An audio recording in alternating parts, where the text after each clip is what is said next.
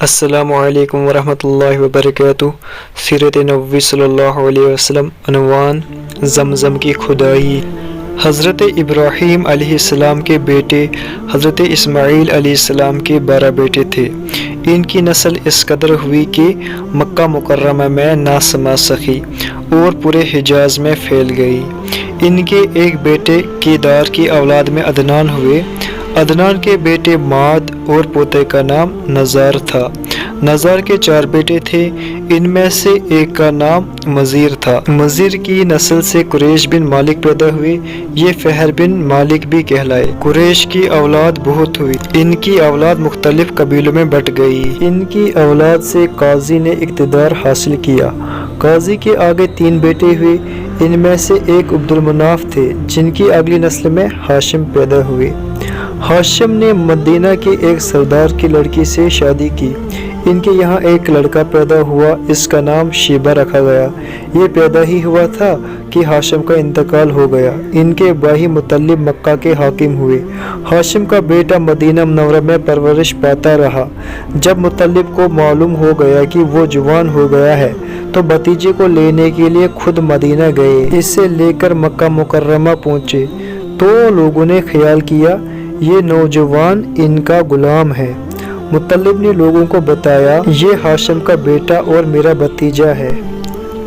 اس کے باوجود لوگوں نے اسے مطلب کا غلام ہی کہنا شروع کر دیا۔ اس طرح شیبہ کو عبد المطلب کہا جانے لگا۔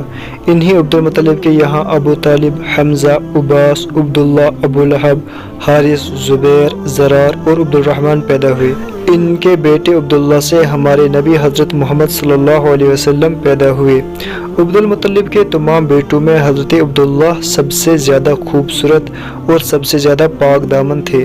عبد المطلب کو خواب میں زمزم کا کنواں کھودنے کا حکم دیا گیا، یعنی حضرت اسماعیل علیہ السلام کے کنویں کو۔ اس کنویں کو قبیلہ جرہم کے سردار مزاز نے پھاڑ دیا تھا۔ قبیلہ جرہم کے لوگ اس زمانے میں مکہ کے سردار تھے، بیت اللہ کے نگراں تھے۔ انہوں نے بیت اللہ کی بے حرمتی شروع کر دی۔ ان کا سردار مزاز بن عمر تھا، وہ اچھا آدمی تھا۔ اس نے اپنے قبیلے کو سمجھایا کہ بیت اللہ کی بے حرمتی نہ کرو، مگر ان پر اثر نہ ہوا۔ جب مزاز نے دیکھا کہ ان پر کوئی اثر نہ ہوتا تو قوم کو اس کے حال پر چھوڑ کر وہاں سے جانے کا فیصلہ کیا۔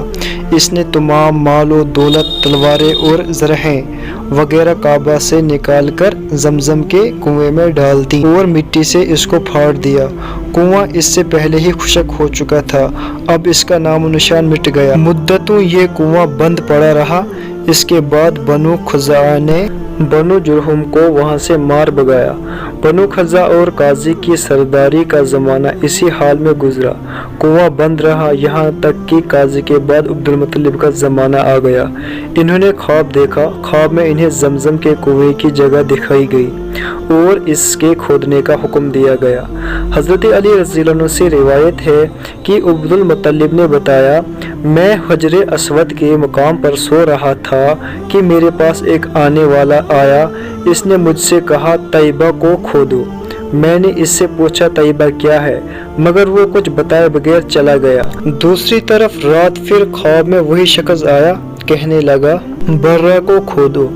میں نے پوچھا برہ کیا ہے، وہ کچھ بتائے بغیر چلے گئے۔ تیسری رات میں اپنے بستر پر سو رہا تھا کہ پھر وہ شخص خواب میں آیا۔ اس نے کہا مظنونہ کھودو۔ میں نے پوچھا مظنونہ کیا ہے، وہ بتائے بغیر چلا گیا۔ اس سے اگلی رات میں پھر بستر پر سو رہا تھا کہ وہی شخص پھر آیا اور بولا زمزم کھودو۔